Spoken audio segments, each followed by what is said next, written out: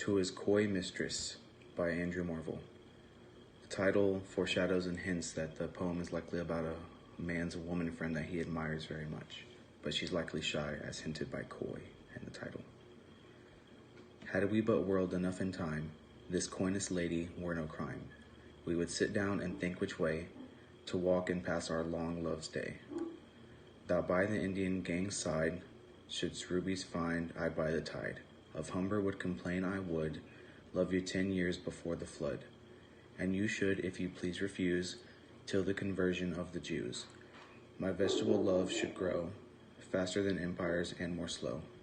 100 years should go to praise thine eyes and on thy forehead gaze. 200 to adore each breast, but 30,000 to the rest. An age at least to every part, and the last age should show your heart. For lady, you deserve this state, nor would I love at a lower rate.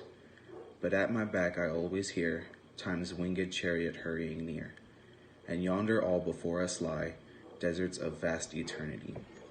Thy beauty shall no more be found, nor in thy marble vault shall sound my echoing song. Then worms shall try that long preserved virginity, and your quaint honor turn to dust, and into ashes all my lust.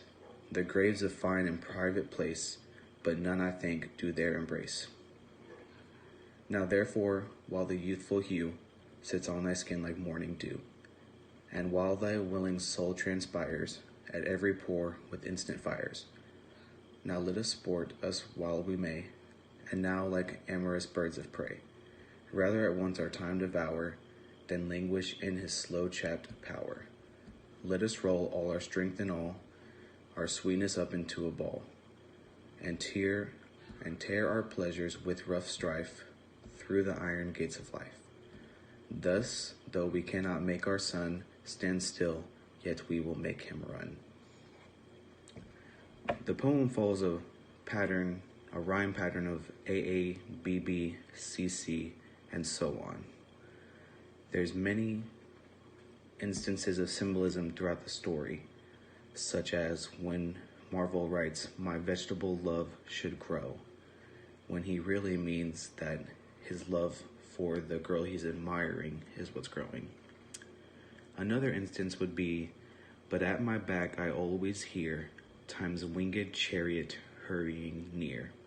He doesn't actually mean that there's a winged chariot or anything, but he's just using that to represent that time doesn't last forever. Which is also a tone shift, because the first stanza is him praising this woman that he finds very beautiful and admirable, and says that everyone should. But the second stanza shifts to a more realistic and sad tone, because he's referring to many things after death. For instance, when he talks about how when she's in her grave, there will be no more sound, her beauty will no more be found, and things like that. But in the final stanza, he reverts back to being happy, because he talks about how they will make use of their time on earth and their current youth. The theme, as I took it from the poem, would be from that middle stanza that's sort of a branch off from the two happy stanzas before and after it. He talks about how time ends and beauty will go with you to the grave, things like that. But what kind of person you are when you're here on earth is what you will leave behind and what people will remember of you. How you treated people, how you can lead by example, how you handle situations, all those sort of things are what you will leave behind even long after you are dead.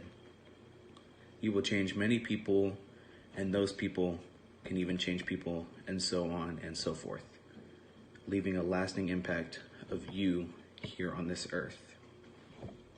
Thank you.